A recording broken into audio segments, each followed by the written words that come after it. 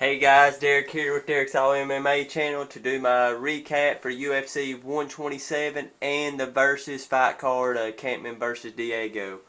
I'm going to kind of do a recap of these videos together since I haven't got a chance to do my UFC 127 recap. So I'm going to kind of just go over them a little bit on their own. First fight on UFC 127, you had Dennis Siver, George Sotiropoulos. You know, it was what we thought it would. I thought Sotiropoulos would be able to get it to the ground, but if he wasn't able to get it to the ground, Dennis Siver would have the advantage. And Sotiropoulos wasn't able to get it to the ground, and that's why Siver was able to win the fight. Big win for Dennis Siver. I think for George Sotiropoulos, it's kind of a big question mark because Dennis Siver's a guy that he needs to beat to be, because if he can't take Dennis Siver down, he's not taking Frankie Edgar down, he's not taking Gray Maynard down, and he's not taking Jim Miller down. So Sotiropoulos needs to go back to the drawing board, figure out where he needs to go from here. I think the best thing for Sotiropoulos would be, what I got here? A good fight for Sotiropoulos, I think, would be Gomi. Just on my matchmaking, I would go Talkinura, Gomi, George Sotiropoulos, and I would give Dennis Siver Sean Sherk next. If Siver's big weakness is going to be wrestlers, guys that can take him down. So, what better way to find out where he stands is if he can keep Sherk from taking him down, then he's ready to fight the upper echelon of the weight class at 155.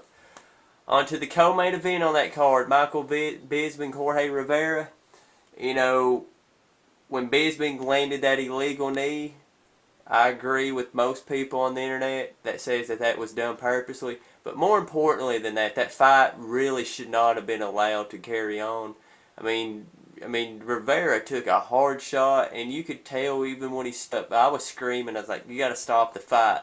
It might not be the most popular thing, but basically what happened is the referee, which, have you guys not ever noticed that? I believe it's Mark Goddard, who is an English guy, who is refereeing all these Michael Bisping fights. Am I the only one that's noticing this?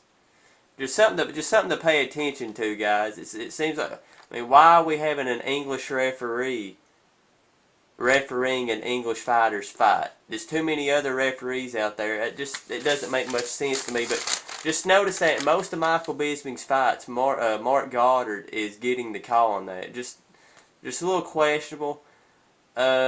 Like I said, fight should have been stopped. They basically rewarded Bisping for an illegal knee. They deducted a point, but basically, from what I got from that, where you can basically just knee a guy in the face if you want to, and there's really you basically give yourself an advantage to win the fight. Nonetheless, Jorge Rivera, I think a good opponent for him next would be Alan Belcher. Alan Belcher coming off his long layoff, that eye injury. And the fight that we all want to see for Michael Bisping is Mr. Chael Sonnen. That would be fireworks, just for the fact that we know that Sonnen's going to take him down and beat the living hell out of him.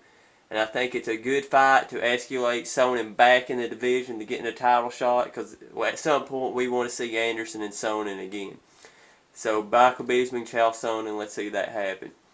Main event, John Fitch, BJ Penn.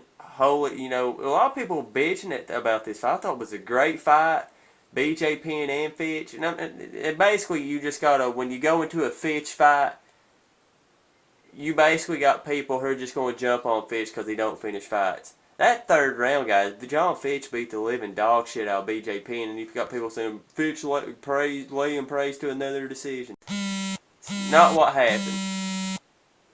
John, got a phone call here. That's not what happened in that fight. John Fitch, in my opinion, John Fitch got the second round and the third round. I think what we are seeing, what needs to happen is the judging needs to change a little bit. Because, we're seeing too many circumstances where a guy will win round 1 and round 2, barely. And then round 3 get totally dominated. And then basically the guy who won round 1 and 2, barely, Rampage Machida situation, gets the decision, but gets the hell beat out of him in the third round. I think the only way to truly score MMA fights, guys. I don't agree with the idea that, hey, we make main events that aren't title fights 5 rounds. I think the title fights need to stay 5 rounds, and if it's not a title fight, you keep it at 3 rounds. But I think what needs to happen in judging, in my opinion, is you just simply don't score it by rounds. You have breaks, and at the end of the fight, you say, this guy won that fight. I think that's the only way to truly do it, because the round system does not work for MMA. That's my opinion. Let me know what you guys think, but I think we need to go to, at the end of the fight, you say who won the fight. I think John Fitch, BJ Penn need to fight each other next, again, the rematch, because we need to know who the second best welterweight in the world is. So let's put that match up together. Alright, on to the versus card last night, real quickly. Mark Munoz, CB Dollaway. Mark Munoz caught him right on the chin, justified stoppage. You could tell Dollaway was out of it. Real quick, I'd like to see Dollaway fight that Chris Weldman guy that was able to beat Alessio Sakara. I think that'd be a good matchup. And I'd like to see Mark Munoz. I think he's worthy of top 10 competition. So I'd like to see Mark Munoz Vitor Belfort right now. I think that would be very interesting to try to escalate Munoz. And Belfort needs to get back as soon as possible. On to the main event, Martin Kampmann, Diego Sanchez. Great fight. A lot of people are bitching, but it really was a hard fight to score. Yeah, Kampmann won the first round, and it was just a hard fight to score, guys. I mean, for me, I could see where people say Kampmann, because Kampmann landed the more shots, but Diego, it was just a weird fight, and I don't have a problem with the decision, because I'll explain my viewpoint on it this way. Kampmann lost the fight more than Diego won it. Kampmann was only in trouble when he got his back up against the cage. And he made that mistake not once but twice, but repeatedly, and he basically cost himself the fight. Kampmann is a great fighter, but he makes just small mistakes in every one of his fights that keep him from being an elite guy. But, he's a great fighter, and, I can understand why the judges gave it to Diego. I gave it to Kampmann, but, I can see where you could give Diego that decision. Martin Kampmann, I would like to see him fight Chris Weidel next. Kampmann's coming off 2 losses in a row. He can't be fighting a top 10 guy with that, even though they were both, you could arguably say that he won both of them. Diego Sanchez, I think a fight with Carlos Condit, wow, another great fight, makes a lot of sense. Just a lot of stuff going on in MMA, guys. Our next UFC show will be John Jones Shogun in I think a little over 2 weeks. I'll be back next weekend to give my predictions on that video. Take it easy, guys.